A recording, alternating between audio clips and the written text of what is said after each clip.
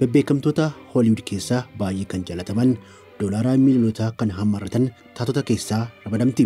Bareedinni ishee ija bansisee kan hambisu, taatummaan ishee olaanaa waliin wayita ida'amu sadarkaa bu'aa qabeessummaa irraa akka teessu taasiseera.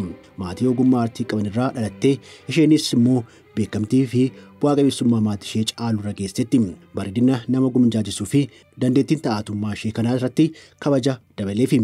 Ijoollummaa isheetti jireenya ulfaataa fi rakkisaa keessaa kan dabarte taatuun kun irra deddeebiin tuffii fi dhibbaawwan ishee irra gahaa tureen of ajjeesuu fi hanga yaalutti geessee turte.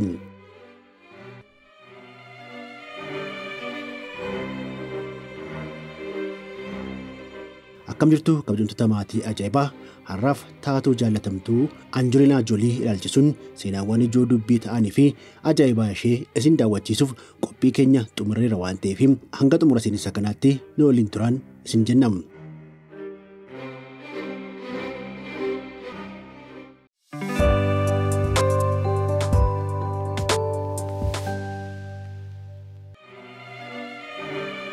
Waxabajjii 4 bara 1975dha.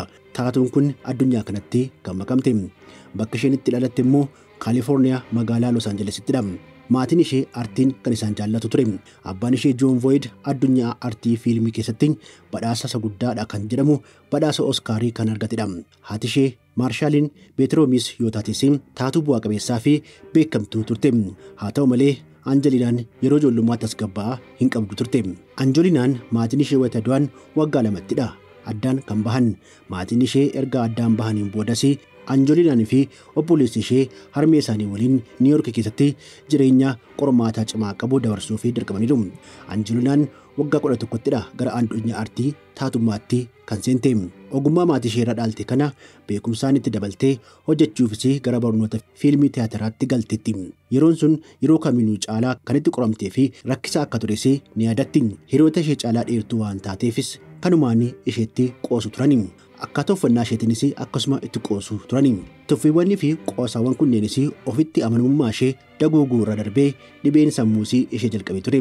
Manneen barnootaa jijjiirattus rakkoon kun garuu isheedhuma duukaa deemee hanga of ajjeesuu yaalutti geessee turte. Dhiibbaawwan kunneen garuu Angelina Jolie cimtuu fi xiiqii guddaa keessa galtee injifattuu taasiseera.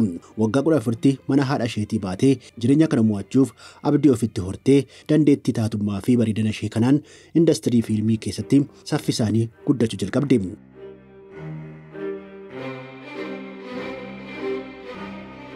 Maatii taatotaa keessaa kan argamte Angelina Jolien fiilmii yeroo jalqabaaf kan hojjette waggaa 6ffaa isheetti ture.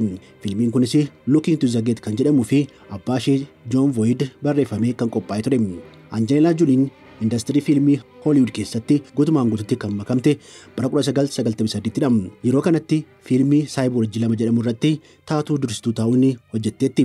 Keessumaa bara 1996tti daawwattoota fiilmii fi kan dhiyaate Love is All There is jedhamu irratti hirmaachuun jaalatamummaa fi fudhatamummaa ishee guddisuu fi gahee guddaa qabaa ture. Hojiiwwan kanaan dura hojjette keessaa Angelina Jolien beekamtummaan ishee fiixee tabbaarra akka gahu kan taasise bara 1998tti daawwattootaaf kan gadhiifamee fi moodela ji'aa karaangaraatti kan xiyyeeffate fiilmii ji'aa jedhamu akka tures ni himama. Hojiin ishee kun waggaa 22tti bara dargaggummaa isheetti kan hojjettee fi badhaasa Golden Globe jalqabaa akka argattus gargaareera. Ji'aan taatuu dargaggeettii Hollywood kun xiyyeeffannoo fi filatamummaa akka argattus gahee guddaa qabaa ture. Fiilmii ji'aa waggaa tokkoon boodas fiilmii Girls Interrupted jedhamu irratti ogummaa ishee kana sirriitti agarsiisuun taatummaa garaagaraatiin badhaafamtuu Oskaar taatetti.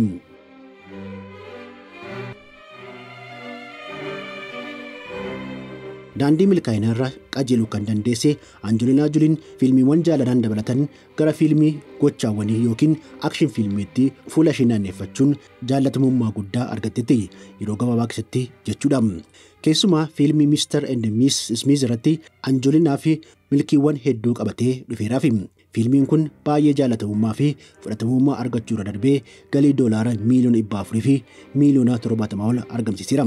Taataa Brad Pitt waliinis fiilmii kun wal barsiiseera. Wanted, Salt, The Tourist tarreeffamee waan dhumu miti. Fiilmiiwwan Angelina Jolien hojjette beekamtii kan ittiin argatte. Fiilmii hojjechuun qofatti doolaara miiliyoona 500tti siquu abbuqqatteetti jedhama. Osuma jennu fiilmii intarnaal waan hojjetteef qofa doolaara miiliyoona 35 kaffaleemiidhaaf jedhama. kun kan biyya keenya olaata isinumtu deebisa. Angelina Joliin taa'atuu jaallatamtuu fi cimtuu qofaa miti. Industirii Hollywood keessatti daayirektarummaa fi taa'atummaanis milkoofteetti. Winnie the Pooh, Blood and Honey, Unbroken, First They Killed My Father kan jedhame irratti roga lamaan taa'atummaa fi daayirektarummaan akkasumas pirooduusarii ta'uun dandeettii ishee agarsiifteetti.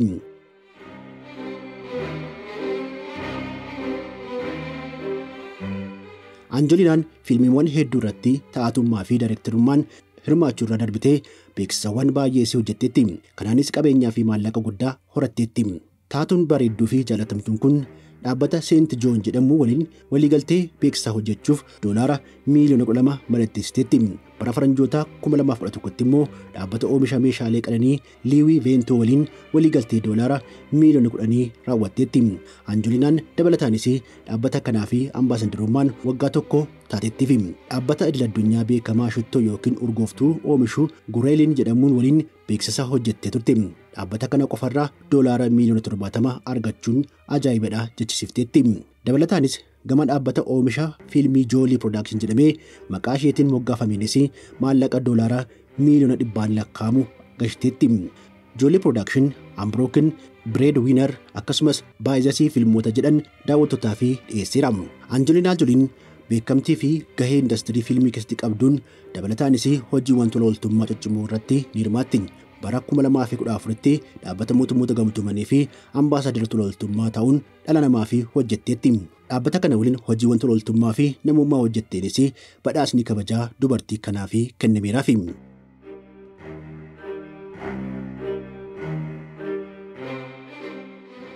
Qophii taa'atummaa fiilmiitiin akkasumas hojiiwwan beeksisaatiin maallaqa dafqa isheetiin kuufatteen jireenya qananii jiraachuus ni beekti. Akkuma namoota jiruu fi jireenya akka ishee dursaa jiranitti qabeenya qananii qofaan osoo hin taane gatiinis afaan qabsiisan hedduu qabdi. Qabeenyawwan qananii ishee keessaas manneen jireenyaa riil isteetii ishee dursaa irratti argama. Gurraafillee xinnoo ni ulfaata garuu dirqama dhaga'uu qabdu. Kutaalee ciisaa 35 kan qabuu fi gatiin isaa immoo doolaara miiliyoona 60 baasuu jalqaba irratti qabanneerra. Manni jireenyaa kun qabeenya mana maqaa isheetiin galmaa'an keessaa qaalii akka ta'es ni himama. Keessumaa Angelinaan Brad Pitt waliin wayita gaa'ilaanii jiraachaa turanitti biyyoota addunyaa adda addaatti galaana ce'anii manneen jireenyaa bitataniiru. Kanneen keessaa baay'ee gatii guddaa kan qabu naannoo kibba Faransaayitti argamu kutaalee ciisichaa 35 qaba. Angelinaan ulfa lakkuu wayita taatitti boqonnaa argachuu fi bashannuu fi kan filattu mana jireenyaa kanadha.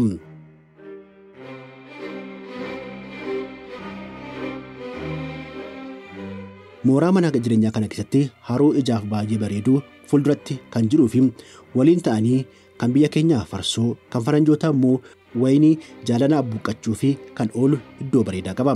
Kutaalee jiimii bashannanaa fi dhugaatii yookiin paartiis akka magaalaa tokkotti qophaa'eeraaf. Brad Pitt fi Angelina Joliin xiyyaara dhuunfaatiin itti toltummaa guddaan gara Faransaayitti akka allaattitti balali'anii iddoo biraa deemuun osoo hin barbaachisin bakki heelikooptarri itti qubatu mooruma mana jireenyaa kana keessatti argama. Taatonni bebbeekamoon lamaan kunneen cidha isaanii bara 2024tti kan raawwatanis mana jireenyaa araddaa tokko ta'u kana keessattidha. Biyya Faransaay jiraachuu akka jaallattuu fi haalli qilleensa naannoo sanaa nagaa fi boqonnaa sammuu isheetiif mijataa akka ta'e wayita dubbattu dhagaamteetti. Angelina Joliin biyya Faransaay keessa jiraachuu qofa osoo hin taane hojii hojjechuufis ni filatti. Kanaan dura akkuma gurra keessan isin buufnetti dhaabbilee Faransaay oomishaalee qananii oomishan keessaa tokko kan ta'e Liiwii Viitooniif ambaasadara ta'uun beeksisa hojjetteetti. Dabalataanis Faransaayitti ooyiruu wayinii bal'aas qabdi.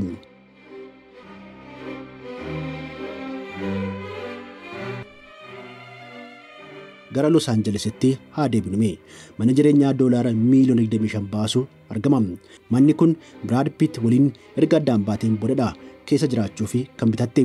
Bara faranjoota 1930 keessa kan hojjetame manni seenaa qabeessi kun namichi beekamaa daayirektara fiilmii Cecil B. DeMille hanga guyyaa lubbuun isaa darbeetti keessa jiraachaa akka ture amma immoo harka Angelina Joliitti galeera.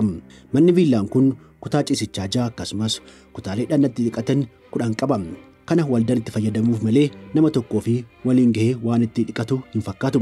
Mana jireenyaa qaalii fi qananii kana keessatti Angelina Joliin lammii Itoophiyaa Zaharaan dabalatee ijoollee 6 bashannanaa keessa jiraatu. Abbaan manaa ijoollee kunneenii fi abbaan manaa Angelina Jolie duraanii Brad Pitt ijoollee fi haadha manaa isaa irraa osoo hin fagaatin achuma New York Manhattan keessa jiraachaa jira. Angelina Jolie yoo taates mana jireenyaa abbaa qabeenyaa guddaa kana keessa jiraachaa Manhattan keessatti mana jireenyaa doolaara miiliyoona 10 baasu qabdi. Giddugala dinagdee addunyaa gatiin bunaa fi boba'aa kan itti murteeffamu araddaa New York Manhattanitti kan argamu manni jireenyaa qananii kun bareedinaan dorgomaa hin qabu jedhama. Maalaabuu Kaalifoorniyaa akkasumas Xaaliyaanittis manneen jireenyaa gatii guddaa baasan hedduu qabdis jedhamaa jira.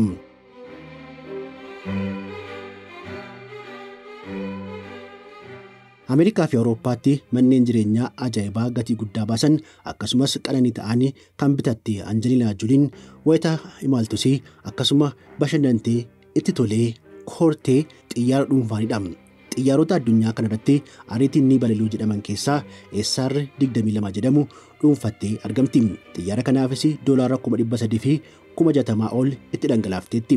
Damee aviyeeshinii fi jaalala guddaa kan qabdu Angelina Jolien bara faranjoota 2004 eeyyama balalii xiyyaaraa baafattee harka qabdi. Xiyyaara kanas ofumaa balalisaa bakka feete deemtee dhimma ishee raawwachiifatti. Mucaan ishee hangafti Maadoksii akkasumas xiyyaara balaliisuu hin danda'am. Xiyyaara samii keessatti ittiin imaltu kana kan qabdu Angelinaan daandiiwwan Ameerikaa irrattis konkolaattota ajaa'ibaa ittiin deemtus hedduu ni qabdi.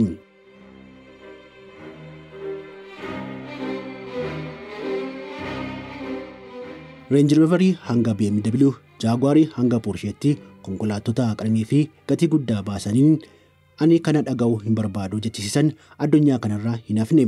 Hundumtuu bakka dhaabbii konkolaataa ishee keessatti argamu. Keessumaa Brad Pitt waliin jiraachaa jaalala mi'aawaa dabarfachaa wayitaa turanitti kennaawwan gatii guddaa qaban bitaa abbaa manaa isheetiif kennaa turte. Addunyaa kanarratti kennaa jaalalaa qaalii yookiin gatii guddaa keessumaa meeshaadhaan kan Angelina Jolietti jechuun danda'ama. Taatuun kun odola boca onnee qabu doolaara miiliyoona 20 kan kenniteef guyyaa dhalootaa kabajamaa fi jaallatamaa abbaa manaa isheetiifis kennaan kennitee fi ijoo dubbii ta'eera.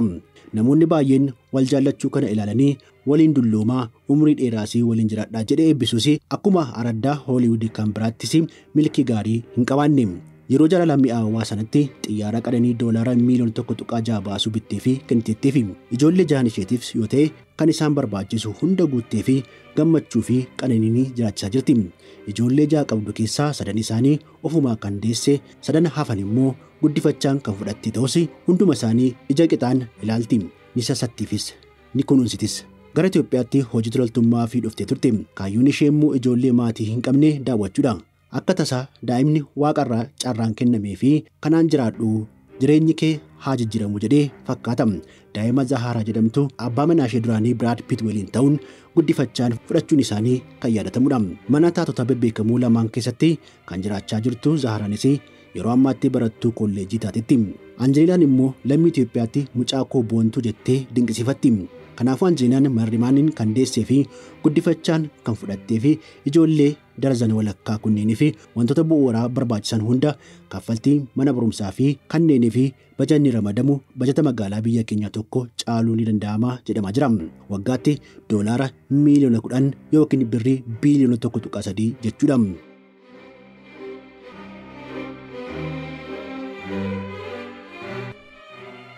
Maallaqni kun hundi maaliin qisaasamaa nama jedhuuf immoo chaanaalii TV biraandota kan akka Louis Vuitton irraa meeshaalee gatii guddaa qabanii fi uffatawwan bituun isaan badhaafti.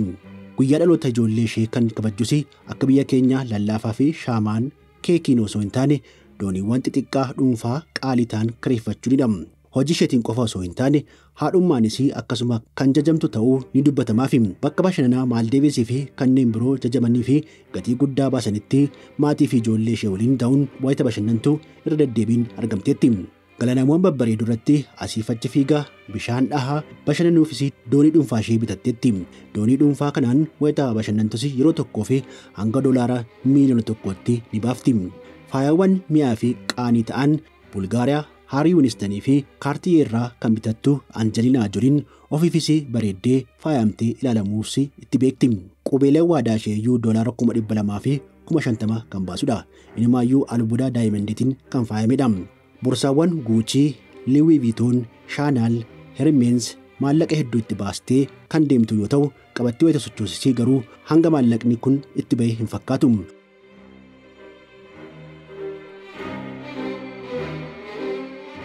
Hojiiwwan tola ooltummaa irratti ciminaan kan hirmaattu Angelina Jolie dhaabbata tola ooltummaa Jolie Pets jedhamus hundeeffattee qabdi.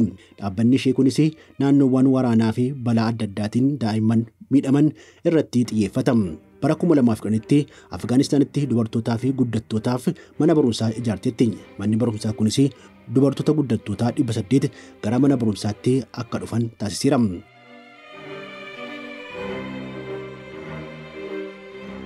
Angelina Jolie gama gaa'elaatiin dubartii milkooftu miti. Akka nama abaarameetti bultiin ishee waggoota dheeraa hin turu. Gaa'elawwan hin milkoofne hedduu booda nama beekamaa Brad Pittitti heerumte. Haatii fi abbaan manaa kunneen yeroo jalqabaatiif kan wal argan bara faranjoota 2005tti fiilmii waliin hojjetan Mr. and Mrs. jechuu irrattidha. Fiilmii kana wayitaa waliin hojjetanitti yeroo sanatti Brad Pitt taa'atu beekamtuu biroo Jennifer Aniston waliin jaalala keessa turani. Jaalalli dhokataan Angelina Jolie fi Brad Pitt gidduutti jalqabames miidiyaalee addunyaa irratti xiyyeeffannoo olaanaa argate. Jennifer Aniston waliin walitti dhufeenyi qabus addaan citeera. Yeroo jaalalaa waggoota 10 boodas Brad Pitt fi Angelina Jolie bara faranjoota 2014tti gaa'ela hundeeffatani. Sadii waliin godhatanii sadii immoo guddifachaan fudhachuun maatii guddaa hundeessaniiru. Erga jalqabamee waggoota 12 kan guute walitti dhufeenyi isaanii kun turtii waggoota 2 booda bara 2016tti maatiin kun waa'ee diigamuu garuu namoota hedduu fi naasuu kan itti uumee fi kan hin eeggamnedha. Akkaataa guddisa ijoollee fi qabeenya waliin irratti falmii mana murtii yeroo dheeraa fudhateen taasisanii turanis dhumarrattis addaan ba'uun isaanii mirkaneera. Kanaan boodas gaa'ela biroo osoo hin hundeessin ijoollee 6 kunuunsaa jiraachaa jirti. Angelina Jolie irra deddeebiin gaa'elli ishee jalaa diigamee ammas garuu Hollywood keessatti olaantummaa isheetiin itti fufteetti. Kanaanis dubartoota hedduu fi fakkeenya olaanaa taatetti.